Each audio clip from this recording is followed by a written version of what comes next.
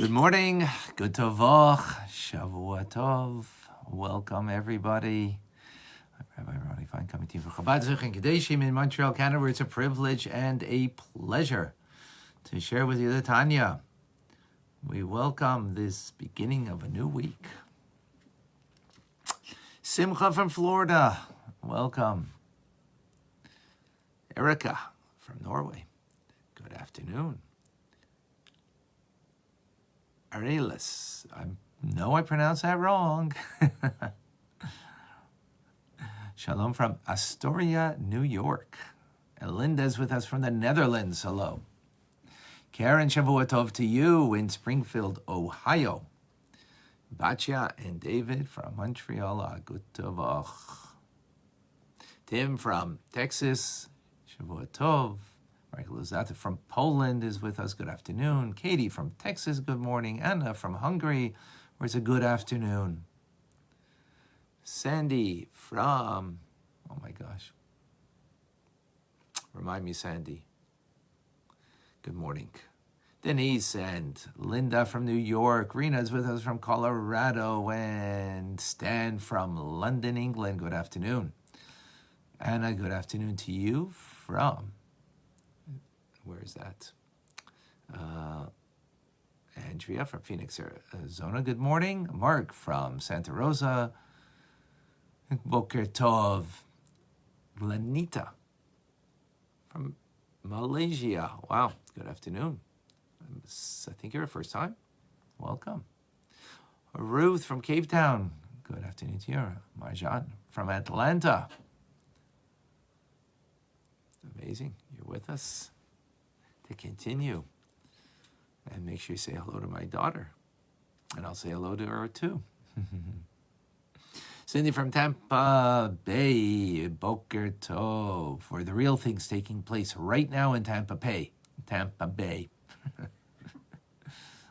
Right? What's the real thing? Torah. Tanya. Mercedes is with us from North Carolina. Welcome, Dana. Good morning. Eugenia from Calgary. Welcome. All right, folks. Since today's the beginning of the week, Sunday, so we're going to do in two parts. Yesterday's Tanya, Shabbos, and today's Tanya. So I'm going to ask you at the end of Shabbos Tanya. I know now that, so you can share. And then at the end of today's teachings, we continue in chapter 27. Chapter 27 is, in one word, thoughts. Thoughts. Thoughts are important because what we think is where we're at. And if we could deal with our negative thoughts, illicit thoughts that we shouldn't have, then it's much easier, everything else. Then what we say will be better. What we do will be good. If we can catch it at the beginning. Now, what's the beginning? Of course, the righteous, they are completely transforming the beginning, which is their mind and hearts. But we can't do that. A Beinoni can't do that. And us, a Beinoni in training, we cannot transform our inner heart. But what we can do is to be engaged constantly in pushing away the thoughts that should not be entertained in our mind, that should not be willfully accepted. Again, it's negative thoughts about loved ones. Now, if you're having a thought about a loved one that you know, about something bad that they did and you were trying to figure out, how to respond, that's not a negative thought. Negative thought is, that was pretty disgusting of them to do that. That's negative. Or like an erotic thought. That's an illicit thought to have in one's mind. Some of the examples. So the Alter Rebbe says, continuing, that we shouldn't feel depressed or very troubled about these negative thoughts that come from our heart. Now, we should be somewhat troubled, because if we're not troubled at all, that means, we're going to be lackadaisical about dealing with it. But we shouldn't be overly troubled. Why? Because we're engaged in this conflict an entire day, and perhaps that's what you were created for. You're created to subdue the sitter acher, the negative side, constantly. Constantly. And think about it, folks. If you're in the ball game, if you're in the game, the big game, the Super Bowl, it's not just one day. The Super Bowl is every day. Every day.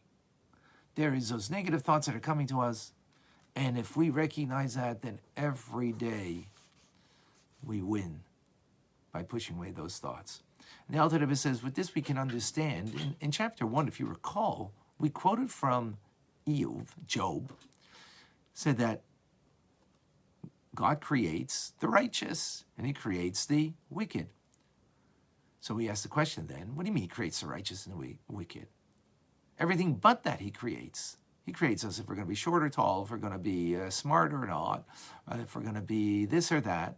But freedom of choice we have to be righteous or and not wicked. So we explained previously about the righteous, that no, not everybody can be righteous. And God created special souls that they have the capability of being righteous. Now we explain, what does it mean he created wicked? I mean, he created special souls to be wicked? No, God forbid. What he created was preordained that my soul and your soul is like the wicked, not like the righteous. Meaning, just as the wicked are constantly, negative things are coming into their minds, so it's the way of the wicked. It's not actually wicked. God doesn't actually create wicked people. There's no freedom of choice. He creates them with the ways, or the tendency, maybe is the best word, of the wicked. Meaning that sinful thought, speech, and action will come their way, and that they have to choose not to engage. So again, where does this really work? Where does it begin? Everything begins in the mind, in the thoughts. You're not going to say something wicked, do something wicked, unless you think it. So where does it begin? The ways of the wicked, the tendency, again, is in the mind. So therefore, it's an eternal struggle to avert our minds from sitter acher, from the klipa, that negativity, and to subdue it, subjugate it, not allow it to control me. Again, tzaddikim, they've transformed themselves.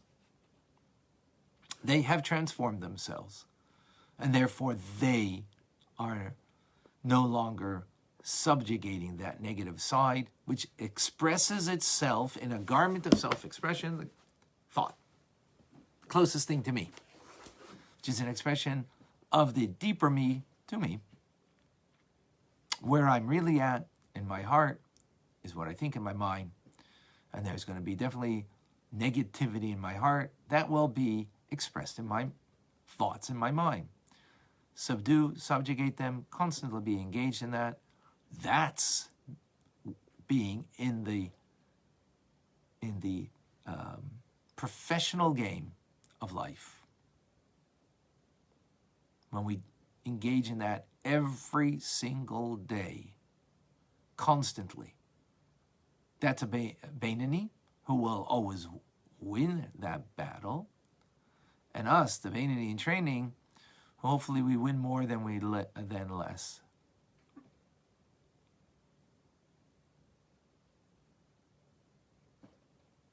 Pretty powerful. With this, the Alter Rebbe says, we can now understand something.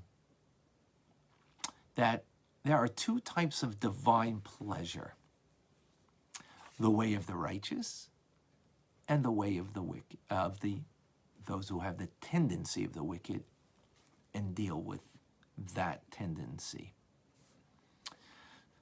And this is reflected in two types of foods. When you think about it, folks, there's only two types of foods. You know why? Because food is a metaphor. It's a metaphor for our connection to God, as everything in this world is metaphor. And where do we get this idea from? We get this, it's alluded to in the verse, when Isaac wanted to bless his son, well, Esau, but in the end it was Yaakov, Jacob, that got the blessing. Excuse me. And parenthetically, the Alter Rebbe doesn't go into this here, but he does explain it elsewhere. We can understand this is why he wanted to bless his son Esau, who was a wicked. The ways of the wicked. Yaakov was righteous. I'm not going to get into the whole thing here, but because there's two types of delicacies in this world, because there's two types of people in this world. So what are the two types of delicacies? One is those things that are naturally sweet, and you don't need to do anything for them, those foods. You don't sweeten a banana, right? You don't, a sweet apple, you don't sweeten. Or any other type of, sweet potato. You don't season it. I mean, obviously you could season it, but it's a sweet potato already. But an eggplant that's naturally bitter, how come it's also a food? I mean, it's bitter. Season it. When you season it, you fix it. Now it becomes a savory food that brings life. This is a metaphor for two types of people. So you got the sweet one. Everything about them is sweet. They're a sweet soul. They're righteous. There's no negativity lurking in their soul, in their heart. Everything's sweet in their heart. Pure sweetness. Pure sweet soul. And then you have me and you. We need fixing. We need seasoning in order that eggplant should be savory and should be tasty. These are two delicacies for God Almighty. God Almighty has pleasure not just from the righteous, but has pleasure from me and you. The righteous, they don't need to transform the negativity. It's been transformed. But that's not the only pleasure God has.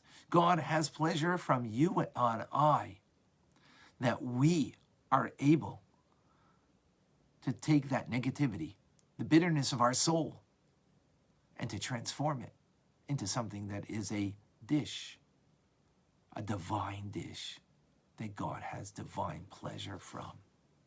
How? Because we subdue that negativity. We fix it. You don't fix it by transforming it, but by subduing the negative within us. And that is great divine pleasure. That's amazing. To be empowered in such a way. To know that we're going to constantly be engaged in the bitterness of our soul. And again, the bitterness of our soul, meaning the bitterness of our heart. That we have negativity there. That's okay. But as Job said, God created the wicked. Not literally the wicked, but the way of the wicked. The tendency of the wicked. The tendency of the wicked is negative thoughts.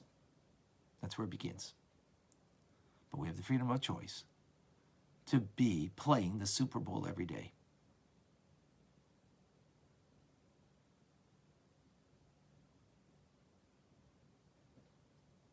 We can do that. Amazing. I know now that. What do you know from what you've just learned?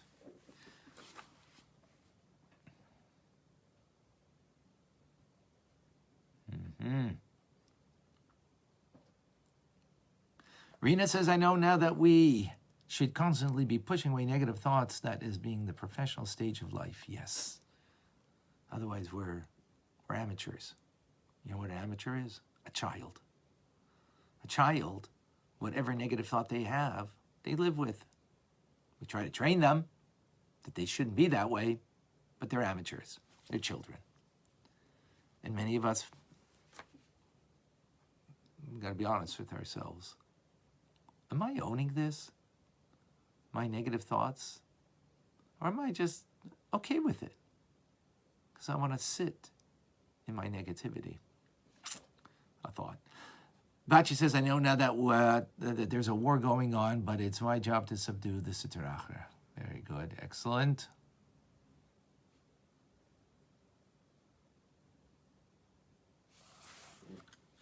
Thank you for